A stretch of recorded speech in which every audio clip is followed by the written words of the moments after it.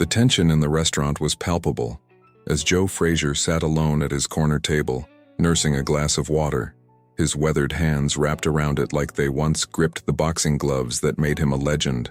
The exclusive Manhattan establishment hummed with the quiet conversations of New York's elite, none of whom seemed to notice the former heavyweight champion of the world sitting in solitude.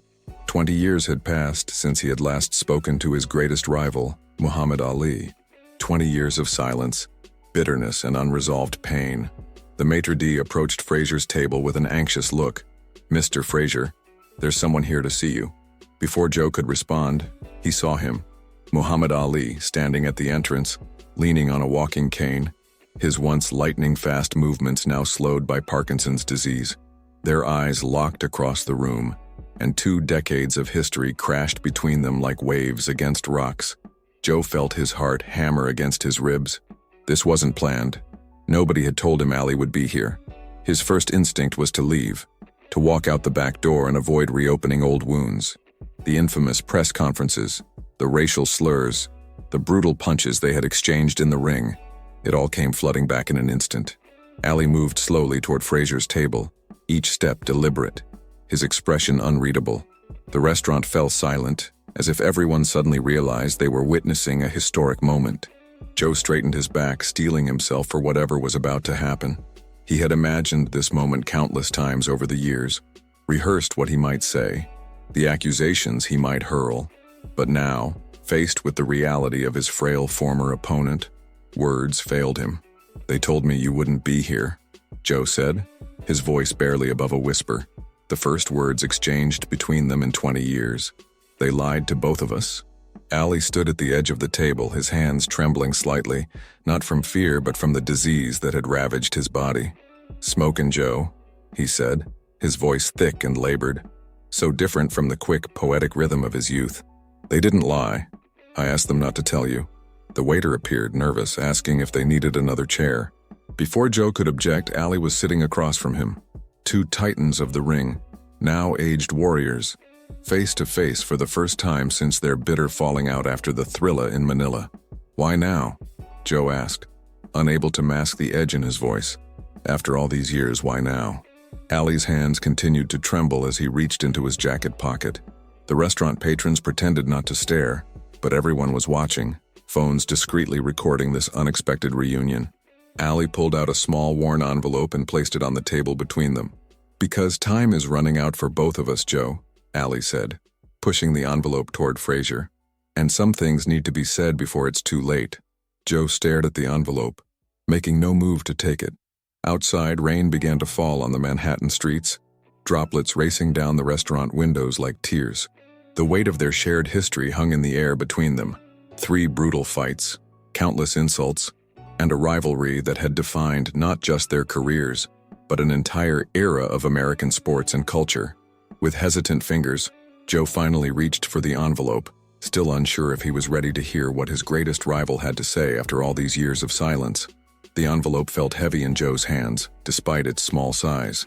Around them, the restaurant continued its evening service, but the bubble of tension surrounding their table made it seem as if they were alone in the world. Joe's fingers trembled slightly as he opened it, pulling out a faded photograph that made his breath catch in his throat.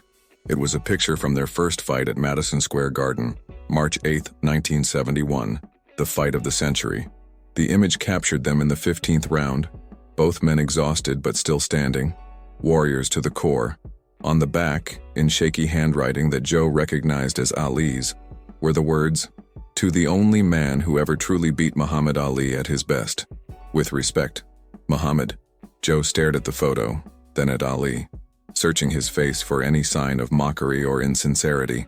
But all he saw was vulnerability in the eyes of a man who had once been the most feared and revered boxer on the planet. "I should have given you that years ago," Ali said, his voice stronger now, as if unburdening himself of this long-held regret had somehow revitalized him. "Pride wouldn't let me." Joe placed the photo carefully on the table. "You called me an Uncle Tom. You called me ugly. You made me the villain in your story, Muhammad. Do you know what that did to me? To my family?" Ali nodded slowly, his eyes never leaving Joe's. "I was wrong, Joe. I was fighting for something bigger than boxing, but I used you to do it. I made you carry a weight you didn't deserve. A waiter approached with menus, sensed the tension, and quickly retreated. Outside, the rain intensified, drumming against the windows like thousands of tiny fists on a speed bag. They wanted us to hate each other, Ali continued. Black America, white America, they all wanted us to be enemies. It sold tickets, it made headlines. But you were never my enemy, Joe. You were my greatest opponent, there's a difference. Joe scoffed, years of bitterness not easily dissolved by a single apology. Easy for you to say now. You were the one they loved, the pretty one, the poetic one. I was just the other guy, the one who didn't fit your narrative. And I was wrong for that, Ali admitted, his hand still trembling as he reached for a glass of water. I've had 20 years to think about it, Joe. 20 years of watching replays of our fights. 20 years of my body failing me bit by bit. Makes a man see things differently. Joe leaned forward, lowering his voice. You know what I did after Manila? After you called it the closest thing to dying? I couldn't move for days. My eyes were swollen shut. I was pissing blood. But you know what hurt worse? Hearing you call me a gorilla on national television. Having my kids come home crying because of what you said about their daddy. Ali's eyes glistened with unshed tears. I can't take it back, Joe. I wish I could, but I can't. All I can do is tell you I was wrong. Tell you that no man ever pushed me to my limits like you did. Tell you that without Joe Frazier, there is no Muhammad Ali. A silence fell between them, filled only by the ambient noise of the restaurant and the steady rhythm of the rain. Two men who had once tried to destroy each other in the ring, now sitting across a table, confronting a different kind of battle. The fight for reconciliation. My doctor says I've got 5 years, maybe less, Ali said finally, breaking the silence. I don't want to go to my grave with this between us. Joe studied the man across from him, the slight tremor in his hands, the stiffness in his once fluid movements, the hoarseness in his formerly melodious voice. The great Muhammad Ali, humbled by time and disease, yet still possessing the courage to face his greatest rival one more time. I've got something to show you, Joe said suddenly, reaching for his wallet. Something I've kept all these years. From his wallet, Joe extracted a small, folded newspaper clipping, yellowed with age. He carefully unfolded it and laid it on the table next to Ali's photograph.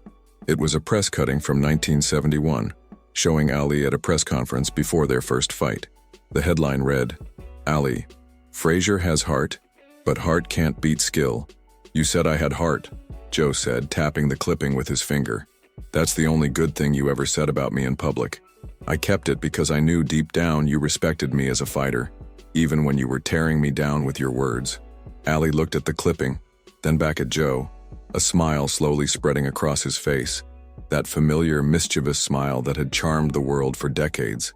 You always were too smart for your own good, Smokin' Joe. The waiter returned, more confident this time, and they ordered simple meals, befitting their age and health conditions. As the waiter left, Ali leaned forward, his voice lower now, meant only for Joe's ears. You know why I really came tonight? My grandson, he's 9 years old. He asked me last week if Joe Frazier and I were really enemies, if we really hated each other. I didn't know what to tell him. Joe took a sip of water, considering this. What did you say? I told him the truth, that sometimes in life your greatest opponent becomes your greatest teacher, that Joe Frazier taught Muhammad Ali more about courage in 3 fights than he learned in all the rest of his life combined. A server brought bread to the table. Joe broke off a piece but didn't eat it, just crumbled it between his fingers as he processed Ali's words. My daughter asked me something similar, Joe admitted. Asked me if I'd ever forgiven you. I told her there was nothing to forgive, that it was all just business. He paused, looking directly into Ali's eyes. But we both know that wasn't true. Ali nodded, understanding the weight of Joe's admission.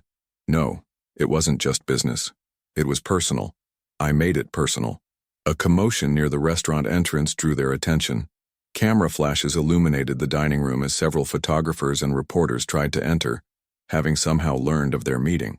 The maitre d' was attempting to block them, but the word was out. Frazier and Ali, together again after 20 years. Some things never change, Joe muttered, shaking his head at the media frenzy. Ali chuckled, a sound that momentarily transported them both back to younger days. Remember that press conference in Manila, when we started wrestling on the floor? Joe couldn't help but smile at the memory. Thought Don King was going to have a heart attack. He was just worried we'd kill each other before the fight and he'd lose his payday, Ali replied, and for the first time that evening, they both laughed, a genuine moment of shared history that cut through decades of pain. As their food arrived, they fell into conversation that surprised them both with its ease, discussing old opponents, mutual friends who had passed away, the state of boxing today. They avoided the most painful topics, the deepest wounds, but it was a start. The rain outside had stopped and moonlight now filtered through the clearing clouds, casting a soft glow over the Manhattan skyline visible from the restaurant windows. "You know what I miss most?" Ali asked, pushing his half-eaten meal aside. "Not the money, not the fame. I miss the discipline, waking up at 5 in the morning to run. The focus, the purpose." Joe nodded in understanding. "The knowing exactly who you are and what you're meant to do. Yeah, I miss that too." "We were lucky, Joe," Ali said, his expression serious again. "How many men get to discover exactly what they were put on this earth to do, and be the best in the world at it?" "Two," Joe replied simply. "Just two." The restaurant had emptied considerably by the time they finished their meals, the late hour driving away all but the most dedicated diners. Outside, a small crowd of reporters and boxing fans had gathered, word having spread through social media about this historic meeting. The maitre d' approached their table with an apologetic expression. "Mr. Frazier, Mr. Ali, I'm afraid there's quite a situation outside. Would you prefer to leave through our private exit?"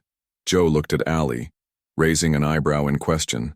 Ali shook his head, a glint of the old showman sparkling in his eyes. "Let them see us together," Ali said. "Let them see that there's peace between us." Joe hesitated, then nodded in agreement. As they stood to leave, Ali stumbled slightly, his balance affected by his condition. Without thinking, Joe reached out, steadying him with a strong hand on his elbow, a boxer's instinct, supporting rather than exploiting a moment of weakness. "Thank you, Joe," Ali said quietly, the simple words carrying the weight of years. They made their way toward the entrance, moving slowly to accommodate Ali's measured pace. The restaurant staff and remaining patrons watched in reverent silence as these two giants of boxing, these living legends, walked side by side. At the door, Joe paused. "What happens now, Mohammed? We just go back to our separate lives like this never happened?" Ali turned to face him, his expression thoughtful. "I was thinking we might do something together. For the kids. Boxing clinics, maybe. Show them what the sport is really about." Joe couldn't hide his surprise. "You and me? Working together?" "Why not?" Ali replied with a shrug. "We've spent enough time as enemies. Might be interesting to try being friends." The word hung in the air between them. Friends. After everything, could they really build something new from the ashes of their bitter rivalry? "I'd like that," Joe said finally, extending his hand. "For the kids." Ali took Joe's hand, but instead of shaking it, he pulled him into an embrace. The same embrace they might have shared in the center of the ring after their final bout, had pride and pain not gotten in the way. For a moment, they were not two elderly men with the weight of years upon them, but warriors acknowledging each other's valor. As they broke apart, Ali leaned in close to Joe's ear and whispered something. Words meant only for Joe Frazier, words that made the stoic former champion's eyes widen in surprise, then crinkle with genuine warmth. They pushed open the doors together and stepped out into the cool night air, facing the flashing cameras and shouted questions as one. A reporter thrust a microphone toward them, asking the question everyone wanted answered. "After 20 years, what does it mean to finally reconcile with your greatest rival?" Joe looked at Ali, and Ali looked at Joe. A lifetime of competition, respect, and complicated emotions passing between them in a single glance. "It means," Joe began, his voice strong and clear, "that some fights are too important to leave unfinished." Ali nodded, placing a hand on Joe's shoulder. "And it means that the greatest fight of all isn't the one you have in the ring. It's the one you have with yourself. The fight to do what's right, even when it's hard." As they moved through the crowd toward their waiting cars, people reached out to touch them, to shake their hands, to be part of this moment of reconciliation between two of boxing's immortals. Young men and women who hadn't even been born during the thrilla in Manila pressed forward for autographs, for pictures, for a connection to living history. "Look at that," Ali murmured to Joe, nodding toward a young boy wearing a t-shirt with both their images printed on it. "To them, we're not enemies. We're just part of the same story." Joe watched as the boy's father lifted him up for a better view, explaining in excited tones who these two men were and why they mattered. "Maybe that's how it always should have been," he replied. Allie smiled, that radiant, infectious smile that had made him the most beloved athlete in the world. "Maybe that's how it always was, underneath it all. We just couldn't see it at the time." As they reached their vehicles, they paused for one final moment together, framed against the glittering Manhattan skyline. Two men who had once been the most feared heavyweights on the planet, now united in something that transcended their legendary battles. "Same time next month?" Allie asked, the question casual but the invitation profound. Joe nodded, a smile breaking across his face. "I'll be here. Don't be late." "Never was before," Allie replied with a wink. As their cars pulled away in opposite directions, both men felt something they hadn't expected from this night. Not just closure for the past, but the opening of a new chapter. The final rounds of their greatest fight, the fight to find peace with each other and themselves, had begun. And this time they would both emerge victorious. What Allie had whispered to Joe before they faced the crowd remained between them. Sacred words exchanged between two warriors who had finally laid down their arms. But those who watched them closely that night swore they saw something change in Joe Frazier's expression when he heard them, as if a weight he had carried for 20 years had finally been lifted from his shoulders. And in the days and months that followed as the two former champions began their improbable friendship, appearing together at events and boxing gyms around the country, that lightness remained. Proof that even the most bitter of rivals can find their way to reconciliation, given enough time, courage, and the wisdom that comes only with age. In boxing rings across America, a new generation of fighters learned the art of the sweet science from two masters who had once defined the sport not just with their skill, but with their animosity. Now they defined it with something else: respect, forgiveness, and the understanding that our greatest opponents often bring out our greatest strengths, not just in the ring, but in life.